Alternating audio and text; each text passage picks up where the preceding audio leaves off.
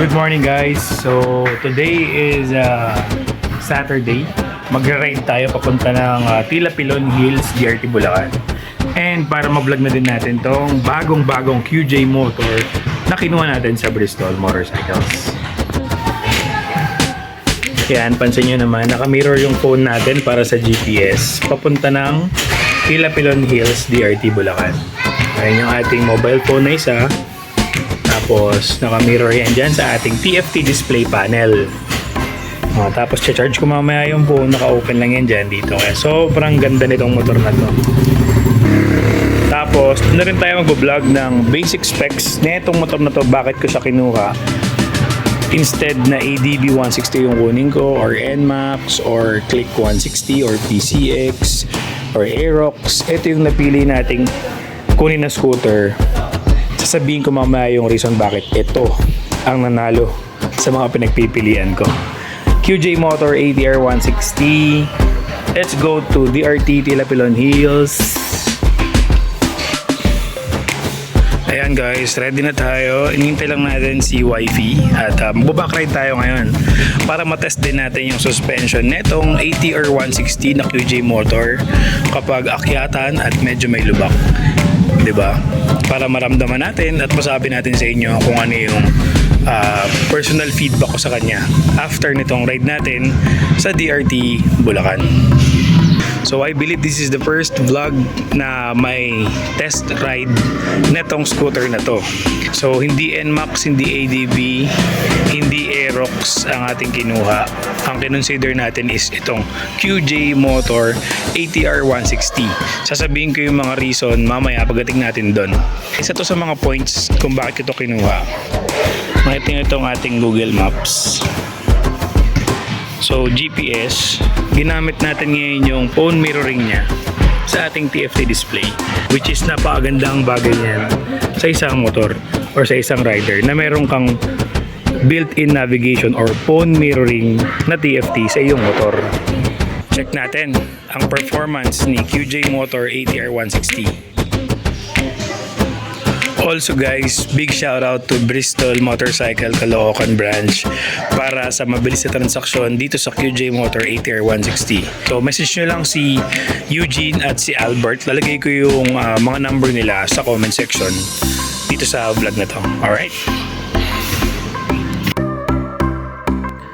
Yo, what's up mga tol? So ngayon, on board na tayo using the QJ Motor ATR 160 dito sa DRT Bulacan. So makikita nyo dito sa video na to is very stable ng handling ng ATR 160. Kahit may mga lubak kaming dinadaanan, hindi matagtag at hindi ko rin ramdam yung lubak sa front suspension ko, and kahit may back ride ako sa likod. Siguro dahil dun sa kanyang upside fork or sa inverted shock or suspension nito sa harap na yun na yung kasama na stock niya. And sa braking power naman, wala naman akong problema dahil dual channel ABS ito. Kahit mabigat kaming dalawa ng back ride ko is responsive ang kanyang braking system dahil nga dual channel ABS itong scooter na to. So syempre ang DRT Bulacan ay kilala sa mga paahon na kalsada tulad nitong dinadaan namin, plus sasama mo pa ng konting lubak. So dahil may back ride ako, wala naman kaming problema paahon dito sa lugar na to dahil siguro yon sa kanyang hybrid performance na mas malaki ang battery kumpara sa regular na scooter. Mataas ang torque nito kumpara sa ADV at the same time responsive. So halos paahon na tong tinatahak naming kalsada, hindi ko din ramdam talaga na hirap yung makina. Plus, kada gas ko is responsive yung torque niya.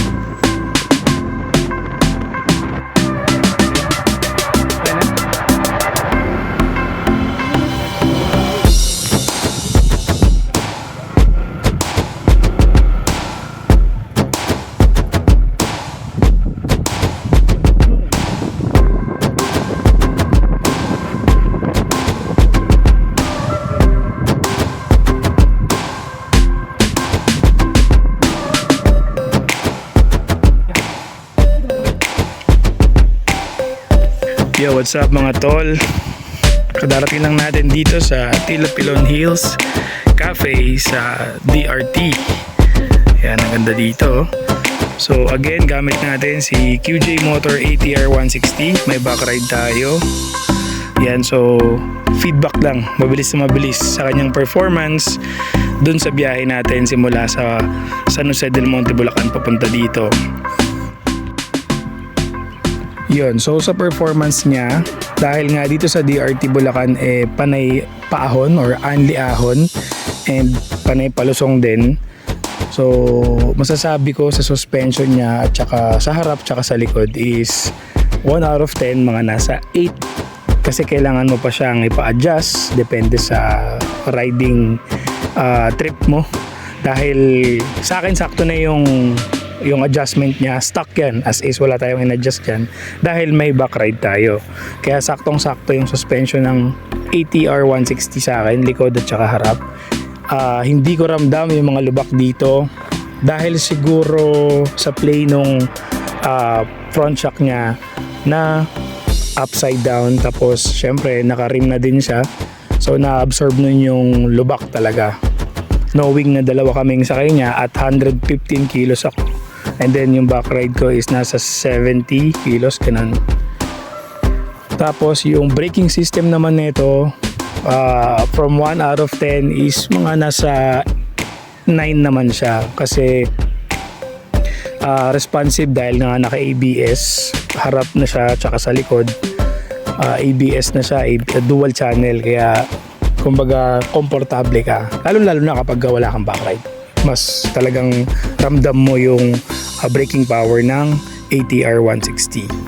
And then sa handling naman dito sa ating handlebar, wala akong masasabi dito kasi napakagaan, nimble ng scooter na to. Ayan, kita nyo naman, di ba? Naka GPS pa tayo, di ba? Isa to sa pinakamagandang features na itong ATR 160 na QJ Motor. Naka phone mirroring yan dito sa ating cellphone na isa, o di ba? Sa tagal-tagal ko nang nagmumotor, ito yung pangarap ng lahat ng rider, magkaroon ng built-in or kahit sabihin natin mag-appear lang dyan yung navigation. Tulad nitong ATR 160, may phone mirroring na, may built-in navigation pa. All you need to do is download the application na ibibigay nitong ATR 160. Pero mas accurate yung phone mirroring, guys, mas maganda siya. Kasi yung navigation na kasama dun sa application, hindi pa masyadong accurate dito sa atin. Overall, maganda yung performance niya, paakyat, papaahon and pababa dito sa DRT. Yan, dalawa kami. Nasa 170 kilos yung dala niya or 180 kilos paakyat. Wala kaming problema sa braking system, suspension, walang problema. Harap, likod, ayos yan. Sa gulong, guys, walang problema sa gulong, makapit siya.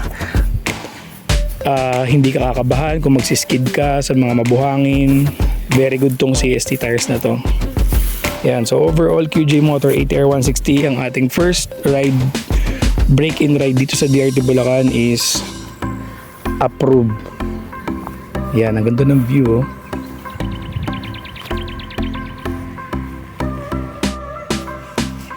Yan, guys, so ito naman is sabihin ko naman sa inyo yung basic specifications netong QJ Motor ATR 160 na one of the best scooter na inilabas ngayon sa Pilipinas ngayong 2024.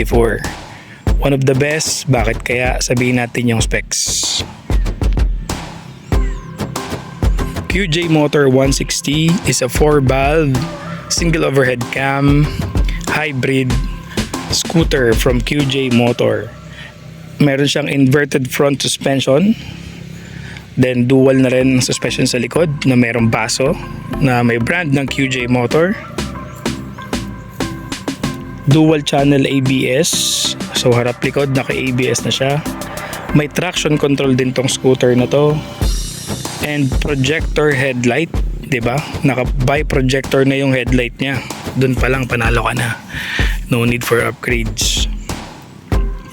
Then naka tire hugger na din to, 'di ba? Built-in tire hugger, hindi ka nakabibili. Charging port, Smart Connect sa TFT, phone mirroring, yun yung ginamit natin kanina with navigation, adventure rim set, kita nyo naman naka-rim na yan, out of stock, di mo na kailangan mag-upgrade.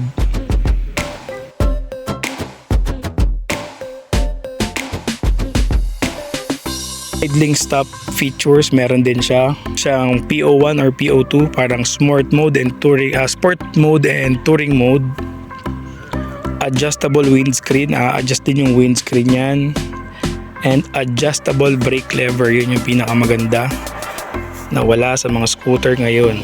Yan, adjust yan. And etong isa na handbrake, pinakamalaking bagay yan sa scooter, lalo na kapag nagpa-park ka ng paahon or pababa. So hindi gagalaw yung scooter mo kasi merong handbrake yung ATR 160. Yan. So yun yung kanyang basic specification and function. Ngayon, ano yung mga plus points sa akin bakit ko to binili compare sa NMAX, ADB, Aerox, and sa mga leading brand ngayon na scooter sa Pilipinas. Yan. So dapat ang nasa isip kong bilhin is NMAX, ADB, or Aerox, 'di ba? Pero dahil lumabas tong QJ Motor ATR 160, chinek natin yung specs niya na sobrang updated and sobrang modern na wala ang kahit anong scooter ngayon sa Pilipinas. So yung mga nagustuhan ko dito na specifications niya or yung mga features niya is yun nga, meron siyang built-in navigation using yung application na i-download mo. So pwede mong gamitin tong TFT niya as GPS. Pwede mo ring i-mirror yung phone mo dito mismo, which is yung ginawa natin kanina, papunta dito sa DRT. Napakaganda nun. Yun ang pinaka the best features na itong motor na to, na pangarap ng lahat ng rider. Hindi ka na magsasetup dito ng mga cellphone mount, hindi na magulo, dito na mismo. Second is dual ABS na siya, harap sa likod. Merong ABS plus traction control na din, di ba? So kinumpleto na ni ATR 160 sa isang scooter lang. And ito pa, pinakamalaking bagay, naka upside down fork na din siya or inverted fork, na si ADB 160 is hindi pa ganito, telescopic pa din. Mag-upgrade ka pa na worth 20,000, ganyan. Also itong rim, adventure rim set na to na version 2, 'di ba? Pag nag-upgrade ka pa niyan sa mga scooter is mahal din. So itong ATR 160 naka rim na siya na version 2. So dun pa lang panalo ka na. No need for upgrade, ika nga nila. Tapos sa headlight naman naka bi-projector na siya. Yan, pinaka the best. Projector headlight ka na.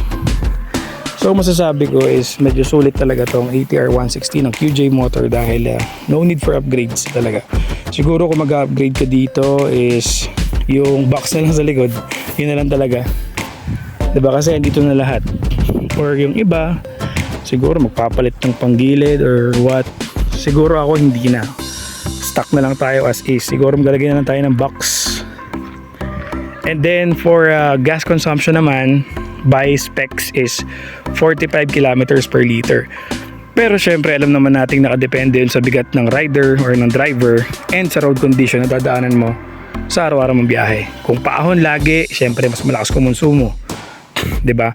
So 45, pero 45 ang standard nila na nakalagay sa specifications. Pero siguro depende talaga yan sa bigat ng rider. So yun lang, napakaganda nitong motor na to na ATR 160. Masasabi ko na one of the best scooter ngayong 2024. QJ Motor ATR 160.